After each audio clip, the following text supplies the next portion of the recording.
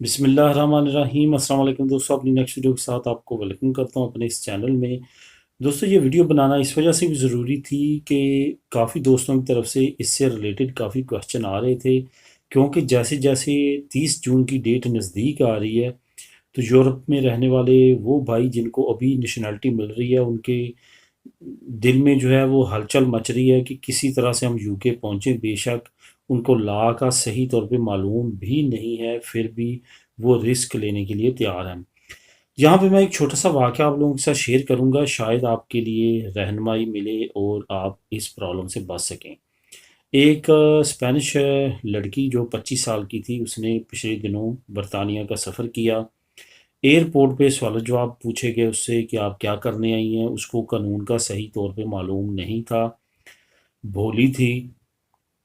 जैसे कि अक्सर लोगों को यही अभी तक शक है कि यूके में हम जाके काम कर सकते हैं। उसने स्ट्रेट फॉरवर्ड कहा कि मैंने 2016 में से 18 तक बरतानिया में काम किया, मैनचेस्टर के एरिया में, तो मैं अब दोबारा काम के लिए आई हूँ। उन्होंने कहा चलो, डिपोर्ट सेंटर सेंड कर दिया उसको। यानी कि अभी आप बगैर वर्क परमिट के बरतानिया में काम नहीं कर सकते। इस वजह से अब उसको डिपोर्ट किया जाएगा। 7-8 दिन जो भी कोरोना की वो रिक्वायरमेंट है वो पूरी करके उसको वापस स्पेन डिपोर्ट कर दिया जाएगा।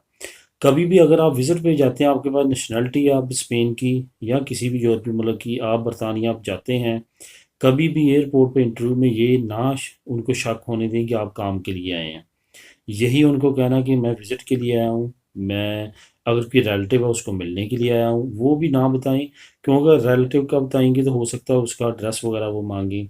कहें कि मैं विज़िट के लिए आया हूँ, वैसे मुझे छुट्टियाँ थी काम से, तो मैं ज़रा चक्कर लगाने आया हूँ। अदरवाइज़ वो आपको डिपोर्ट कर सकते हैं। 90 दिन की आपकी फ्री एंट्री है, इसके अलावा आप वहाँ पे काम नहीं कर सकते। 90 दिन के बाद लाजमी एग्ज़िट करना है। इसी तरह बरतानवी बाशिंदों के लिए है। अब बात करते हैं मेन टॉपिक पे कि 30 जून से पहले कौन बरतानिया जा सकता है। लोग जा सकते हैं, लेकिन वो जिनके ऑलरेडी ब्लड रिलेशन वहाँ पे हैं और उन्होंने प्री सेटलमेंट स्टेटस अप्लाई कर दिया है, या उनके पास सेटल स्टेटस है, या उनके पास सिटीज़नशिप है, या उनके पास लीव द रिमेन जो कि वहाँ का परमानेंट कार्ड है वो है, वो अपनी फैमिली को यहाँ से अप्लाई कर सकते हैं। मैंने एक वीडियो बनाई थी इसी चैनल पे कि what is the difference between European law और इंग्लिश लॉ। उस पे मैंने आपको बताया था कि इंग्लिश लॉ में जो आगे से आगे ब्लड रिलेशन होते हैं वो भी आप बुलवा सकते हैं। सेम लाइक उसी तरह बरतानिया ने भी अलाउ किया है यूरोपियन बाशिंदों को जिन्होंने प्री सेटलमेंट स्टेटस ले लिया है या सेटल्ड स्टेटस ले लिया है, कि वो अपने आगे नवासी नवासियों तक जो है वो अप्लाई कर सकते हैं, लेकिन 30 जून से पहले पहले। आप कतन यहाँ से अप्लाई नहीं कर सकते। जो वो आपके रिलेटिव उधर हैं, बरतानिया में हैं, वो आपका अप्लाई कर सकते हैं। अगर वो आपकी फ़ेवर करेंगे तो वो आपको अप्लाई करेंगे, आप लीगली वहाँ पे चले जाएंगे और वही स्टेटस मिलेगा जो उनको वहाँ पे है, और उसी तरह जॉब की अपॉर्चुनिटी मिलेगी।